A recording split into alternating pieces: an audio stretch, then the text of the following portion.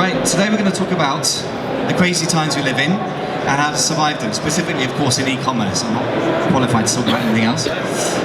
So surviving and thriving in choppy times with the 3 magic profit powers and the power of focus.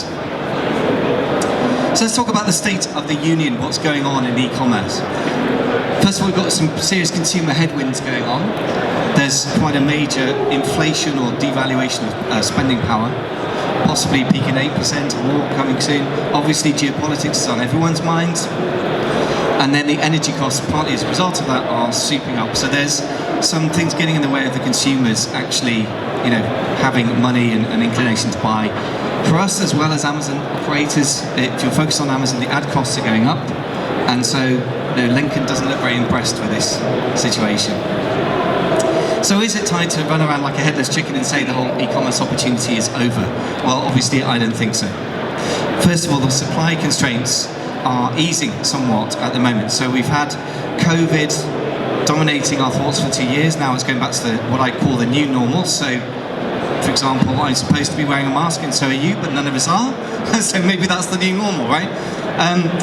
Lead times and costs for shipping are really starting to come down slowly. By the way, how many people here are already selling in e-commerce? Just raise a show of hands. Great. Keep your hands up if you're doing private label or custom product. Great. Yeah, so you'll know what I'm talking about, right? So it's gradually easing.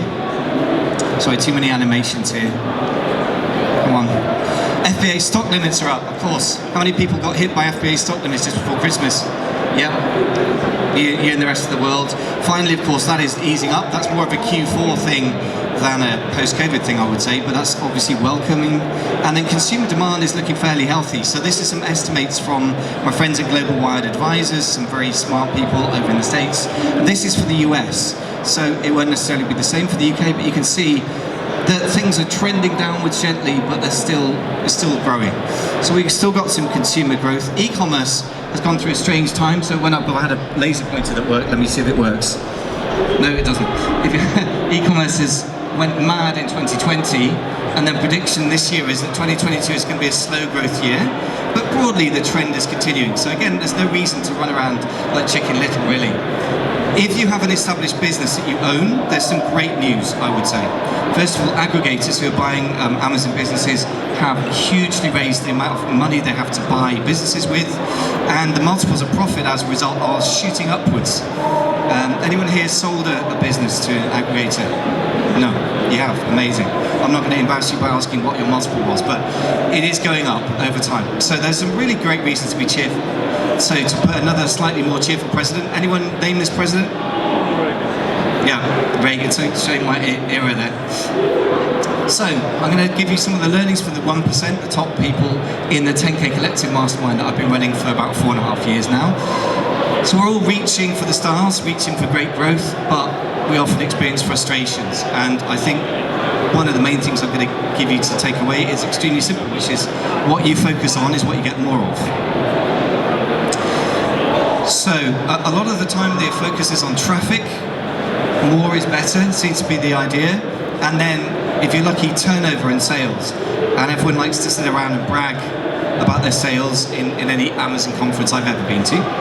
But obviously, if you have nothing left in your pockets at the end of that, there's not much use to it. And then nobody's going to want to buy your business either, because, as my friend here will know, it's valued as a multiple of the profits, right? Not the revenue. So, I can't remember what this slide was for. We're in business for leftover, not turnover, right? And this is kind of obvious, but nobody acts like they actually mean it. So the focus should be profit and measuring profit as well. Okay, so my mission is really to help my members in the mastermind to grow sellable, valuable businesses, and that means focus on profits, not on crickets, which is when you don't get any traffic, or when you're burning cash because you're making turnover but you're spending it all on your costs. How many people have had a month or a quarter where their costs have been as equal to or greater than their turnover? Anyone? Come on folks, be honest. Really? Okay, well I've got either genius entrepreneurs in front of me here. So that means you've got no leftover. What we should be doing is creating a machine to print cash for us, not for Amazon. And then lead to hopefully a £1 million deal. So I skipped over this. So today we're going to talk about the magic profit powers, as I call them. The first one is conversion rate optimization. The second one is profit levers that a lot of people don't pull. And the third one is what I call alchemy, and we'll tell you more about that in a minute. First power then, CRO, or conversion rate optimization. A lot of people, myself included at times, get obsessed with traffic, right? And PPC is the easiest way to drive traffic, and unfortunately that is, if you focus on that, you're going to make Amazon lots of money. So forgive me if you've got a business already, this will be very simple maths, but let me just ram it home why it matters. You've got gross profit before ads of say €8 or £8, and your average cost per click is £1, at a conversion rate of 10%, it's going to cost you €10 or £10 just to get the sale. So you're going to lose money per sale. How many people have been in this situation before? Yeah, me too, right? Well, all of us can be there. The solution is to focus on the conversion rate. It changes everything. So you've got a conversion rate that goes from 10% to 20%, means 1 in 5 businesses buys, of course, which means you only have £5 cost per sale, and that means you're making £3 per sale. So just let that sink in. It's kind of a statement of the extremely obvious, and yet most people don't operate this way. So you have to obsess about getting a return on your ad spend. So that means conversion rate optimization. Otherwise you end up in the PPC hamster wheel where you spend money, you make some money, and then you spend it all again, and you're just churning round and round for no purpose. So conversion rate optimization is amazing because you work once and you get paid multiple times, right? Because you, for example, you optimize your images or the text, whatever it is, and then you are going to get paid each time somebody comes to your site, as opposed to PPC where you're going to pay each and every time. Make sense? So CRO is really, it's obviously important, but I think what I'm trying to do is underline how critically, absolutely, massively important it is. So we should be deep diving into this. This is a picture of an iceberg. Most of our branding work goes into this piece, so people obsess about the colour of their logo. How many people have spent sleepless nights wondering about their logo design? I have. Or their brand name, etc. Most of what matters is actually the stuff below what I call the iceberg, the branding iceberg, which is to say the things that your consumers care about, which is the sort of person you've built your product for, the sort of problem you solve, and the sort of vibe and feel of your brand. That's the stuff that really matters. So the first thing is, I don't think most of us get obsessed enough with our customers. We obsess about products, because obsess God knows about hacks, and listen to the latest podcast, and all the rest of that stuff, and keyword research. But we really should be obsessing with a particular type of consumer, because that is really how we're going to build a brand that's going to stand the test of time. We should get obsessed with great product creation, not mediocre, not good enough, great products. And then we really should think about how to sell benefits, not features. So if I'm going to sell you a pen, I'm trying to remember the famous scene about this. Basically, somebody puts the piece of paper down and says, okay, so here's a check for £1 million, I need to sign it, but I need a pen for that. So it's not the greatest example, but it's not about the thing, it's about the use of the thing. So benefits sell, not features. And then the other thing to think about is quite simple, which is, it's a simple hack. 1 benefit per picture. A lot of people put about 10 different reasons to buy a product into one picture. On a mobile that looks horrendous, but it's also your brain isn't going to absorb it. Make sense? Video is also a very powerful thing these days to use. A lot of people don't use that yet. If you can put video on your listing, even if it's just a slide deck of your existing pictures plus some pretty music, that can be really powerful as well. So nothing revelatory about this stuff, but the main thing is to do it consistently and obsessively on everything. The second power then is the profit levers, and these are really quite neglected in my experience. There are 2 pretty ineffective profit levers we can pull. The first one is reducing overheads. Now, if you have a giant organization with 50 staff or something, and a couple of my clients have that, you may have some great scope for reducing this. For most of us, it's not really going to reduce our costs very much. A couple of hacks. If you do want to reduce your overheads, number 1, once a quarter, just go through your bank statement and just put a K for kill or a tick for keep or an R for reduce, and just go through your once a quarter, have a religious dedication to doing that. The other thing you can do, which is a nice hack, is you can subscribe for all your software services using a credit card, and then once a quarter or once a half a year, depending how brutal you're feeling, once a year maybe, you just cancel the credit card. Everything goes to zero, everyone emails you to reinstate it, and then you have a sort of pause moment where you go, should we actually have Helium 10 and Jungle Scout and viral launch? Or maybe we only need one of those, that kind of thing. So there's some hacks for reducing overheads, but I'm here to tell you reducing overheads is not a very effective way of increasing profits. The thing that people obsess about on Amazon is sales volume, right? Or sales velocity. It's kind of a religion on Amazon. In e-commerce generally, it's a big focus. I'm here to tell you that's actually one of the least effective ways to push a profit margin up. Because you get into price wars if you're very obsessed with unit sales. So these are the two least effective levers. Overheads reduction, because most of us don't have a lot of overhead unless you have a very established business, and sales volume, the usual obsession of the Amazon seller. So what's going to work instead? Well, one thing that is very good, but is hard to do, is reducing your direct costs. So getting your expenses down. Much obsessed about, rightly so. Jason Andrew, who's wrote a fantastic book about this sort of stuff, he's an accountant, estimates that a 10% decrease in your direct costs can give you about a 35% increase in overall profit. Just let that sink in for a moment. So really, really driving down direct costs has a huge effect on the bottom line, and the bottom line is the thing you multiply to give you the value of your business. However, it's very, very difficult at the moment because we're still in an era of a lot of shortage of raw material and supply chain constraints, although they're beginning to come down.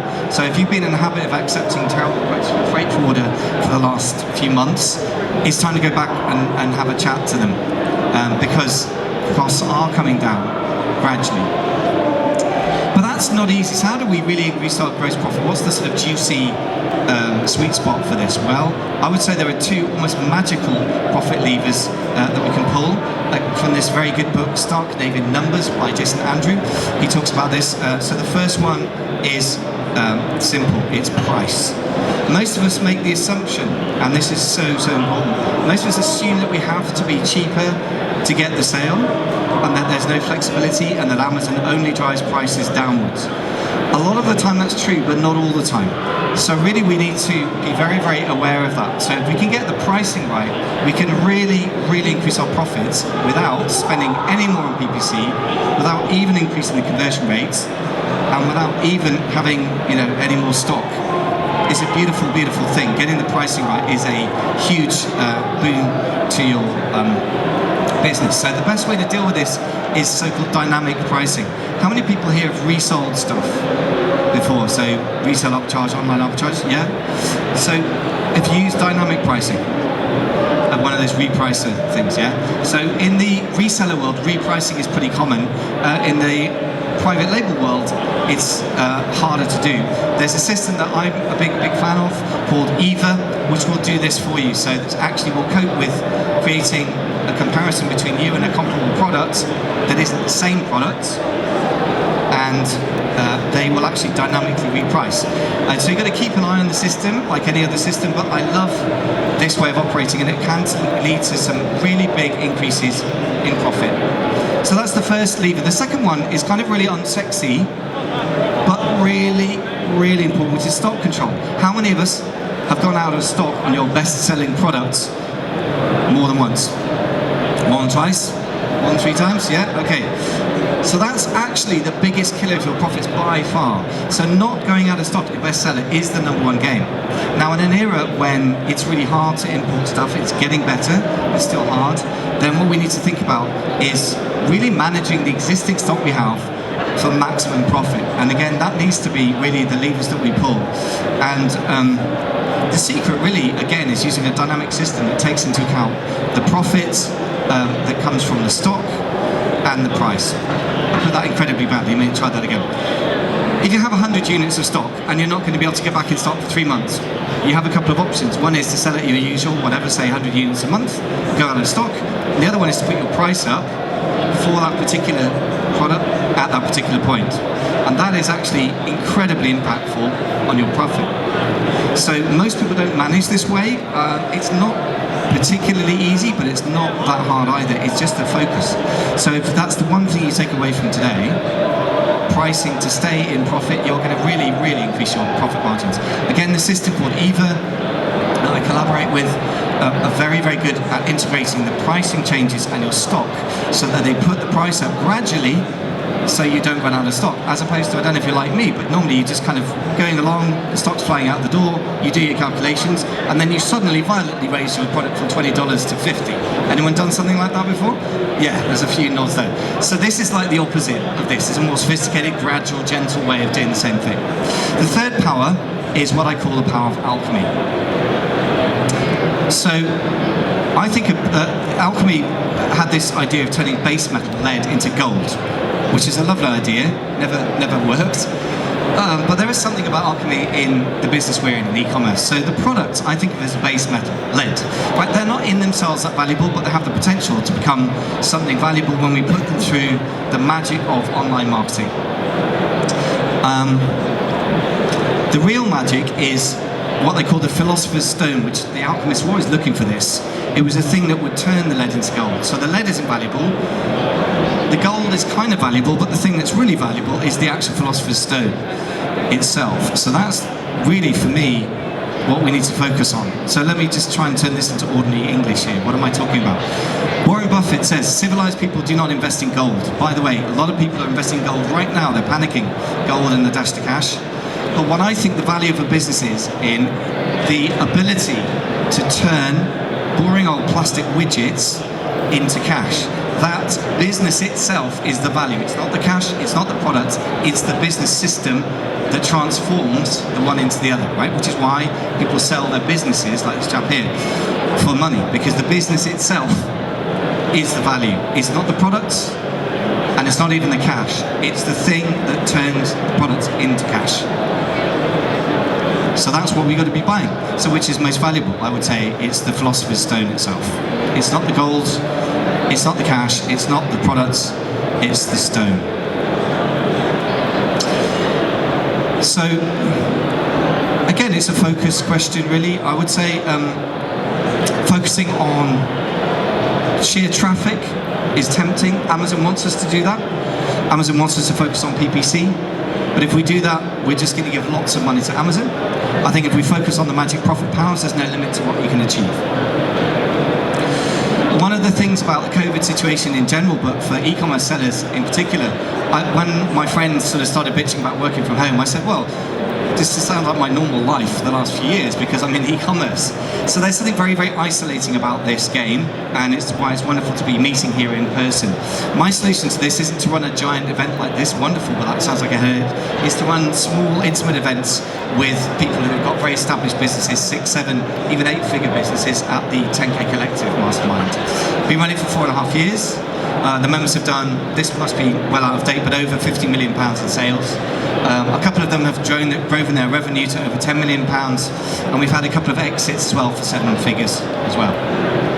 So if you want to join that, the criteria are £50,000 per month in revenue minimum, and you're doing private label or custom products as a part of that. So if you want to have a chat about that, then come and have a chat to me afterwards and find out more, or if there's any other way I can help you with your business, I'm very happy to chat. Thank you very much.